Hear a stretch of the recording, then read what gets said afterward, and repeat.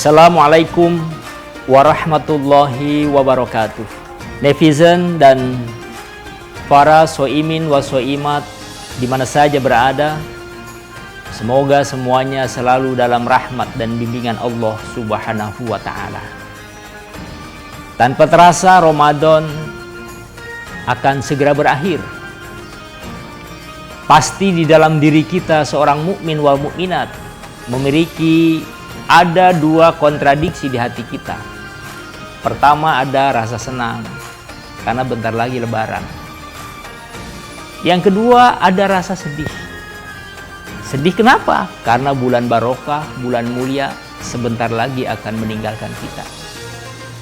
Oleh karena itu, agar kita tidak berlarut dalam suasana itu, bagaimana yang terpenting bagi kita saat ini mengaktualisasikan hasil didikan Ramadan 1 bulan penuh untuk kita implementasikan di dalam kehidupan kita sebagai mukmin dan mukminat sejati. Sebagaimana bimbingan dan petunjuk dari Rasulullah Shallallahu Alaihi Wasallam, Rasulullah bersabda, Bismillahirrahmanirrahim, amlik lisanaka wa sa'yaka baitaka wa abki khotiataka. Kata Rasul, jaga mulutmu dan luaskan rumahmu dengan bacaan-bacaan Al-Quran dan tangisi segala perbuatan salah dan dosa-dosamu. Nasihat Rasulullah ini amat sangat penting bagi kita sebagai upaya untuk menumbuhkan hasil didikan ibadah puasa Ramadan yang kita jalani selama ini. Di mana kita ketika bulan puasa dilarang untuk menjaga mulut untuk tidak melakukan hal-hal yang bisa membatalkan pahala puasa. Setelah kita berada dalam bulan Syawal ke depan, maka kita terbiasa memelihara mulut kita untuk tidak melakukan perbuatan-perbuatan yang mengundang sakit hatinya orang dari mulut kita, atau juga mengundang dosa karena perbuatan mulut kita ini.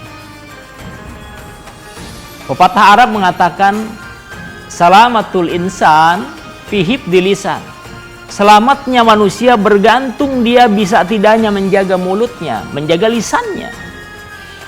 Oleh karena itu, buah didikan dari ibadah puasa jika kita implementasikan dalam kehidupan sehari-hari, insya Allah kita akan menjadi orang yang selamat.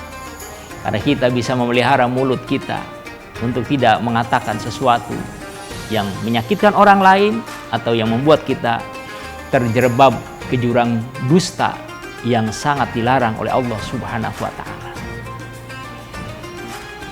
Ada orang yang ketika hatinya sakit lantaran lisan kita, maka rasa sakitnya itu akan sulit disembuhkan dalam waktu yang singkat. Karena pepatah Arab mengatakan waqad yurja li jarhi syaifi bur'un wala bur'un lima jariha lisan. Ketika pedang lukai kulit masih ada harapan sembuh. Tetapi jika lisan lukai hati, kemana obat hendak dicari? Subhanallah. Oleh karena itu hati-hati kita. Kalau tidak kita bisa berbicara yang baik, fayahsunu sukutu, kata Rasul, lebih baik diam. Inilah pelajaran pertama dari ibadah puasa Ramadan, menjaga lisan kita, menjaga mulut kita untuk tidak mengatakan yang dilarang oleh Allah Subhanahu wa Ta'ala. Yang kedua, wasa'yaka baitaka, luaskan rumahmu dengan bacaan-bacaan Al-Quran. Ketika bulan Ramadan kita dididik untuk bertadarus, membaca Al-Quran. Lalu setelah kita lewat pendidikan Ramadan, kebiasaan baca Al-Quran kita lestarikan. Di rumah kita baca Al-Quran, maka rumah kita, kata Rasul, akan terasa luas. Akan ada hidayah, akan ada rahmat. Bahkan penghuni di dalamnya akan disejahterakan oleh Allah Subhanahu wa ta'ala. Yang ketiga, yang terakhir, wa abki khoti'ataka. Tangisi kesalahan dan dosa-dosa kita. Orang yang baik, kata Rasul, yang terlanjur berbuat salah, maka mulutnya spontan mengucapkan astagfirullahaladzim.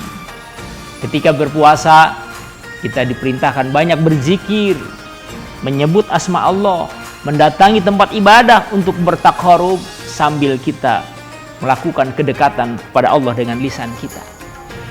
Oleh karena itu, dengan apa yang dididik oleh Ramadan untuk kita selalu mendekatkan diri kepada Allah, mengakui segala bentuk dosa dan kesalahan kita, memohon ampun atas kesalahan kepada Allah Subhanahu wa ta'ala. Begitu kita berada di luar Ramadan, kita lestarikan apa yang dilakukan oleh lisan kita untuk selalu beristighfar, meminta ampun, memohon maaf ketika kita terlanjur salah atas perbuatan-perbuatan dan dosa kita kepada Allah Subhanahu wa ta'ala. Mudah-mudahan 3 nilai yang dididik oleh Ramadan dapat kita laksanakan dengan baik, sehingga hidup kita menjadi hamba yang dicintai Allah, bahagia di dunia dan bahagia di akhirat. Mudah-mudahan ibadah puasa kita diterima dan mendapatkan nilai pahala di sisi Allah Subhanahu wa ta'ala. Kurang lebihnya mohon maaf. Billahi taufiq wal hidayah. Wassalamualaikum warahmatullahi wabarakatuh.